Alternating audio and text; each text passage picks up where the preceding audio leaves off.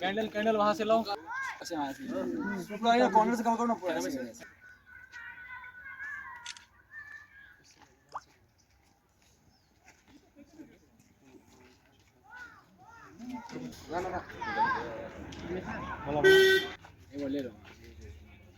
Media coverage में नहीं।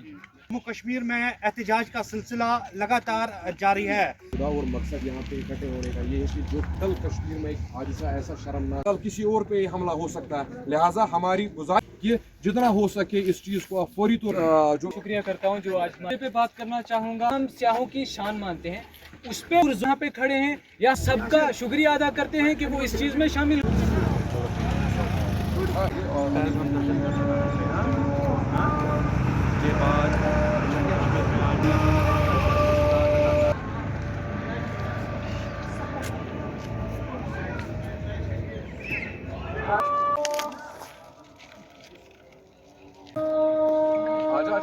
चौधरी है, मैं सेंट्रल यूनिवर्सिटी में लॉ का फाइनल ईयर का स्टूडेंट हूँ।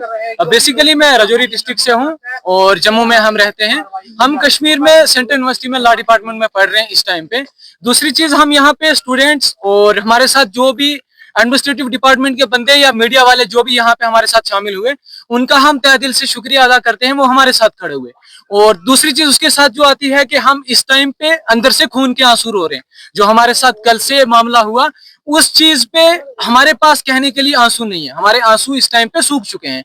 जो भी मामला हुआ, पहलगाम को कश्मीर का टूरिज्म का हब माना जाता है, पहलगाम को टूरिज्म का हब माना जाता है।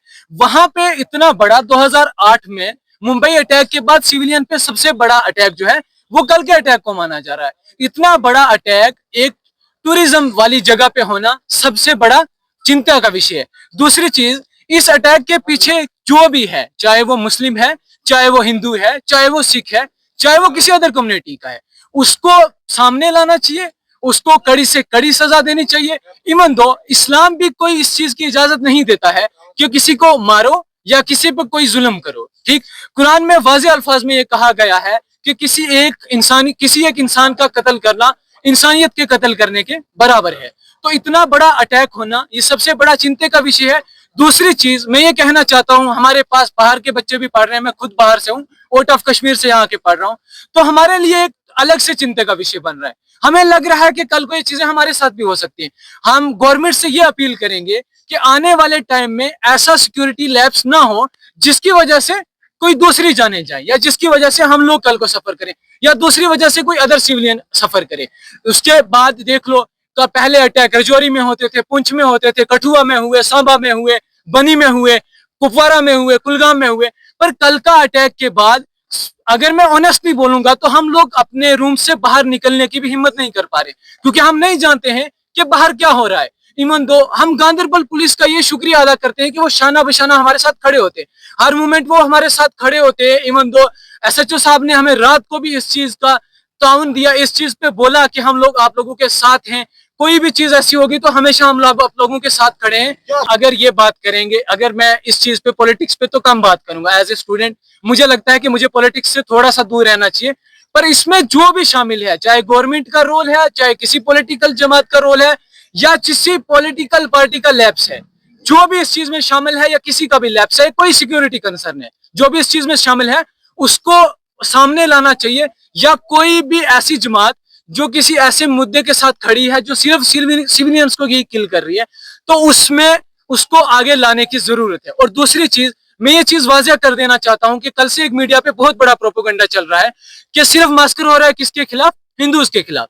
ऐसा बिल्कुल भी नहीं है। अगर हम डेटा उठा के देखेंगे तो पिछले 25 सालों से मुस्लिम्स भी मारे जा रहे हैं, हिंदू भी मारे जा रहे हैं, सिख भी मारे जा रहे हैं। इवन तो हम यूनिवर्सिटी में पढ़ रहे हैं, हमारा तो भाईचारा है, हम तो एक दूसरे की प्लेट से खाना उठा के खाते हैं, हम तो एक ही चम्मच से खाते हैं दूसरे से।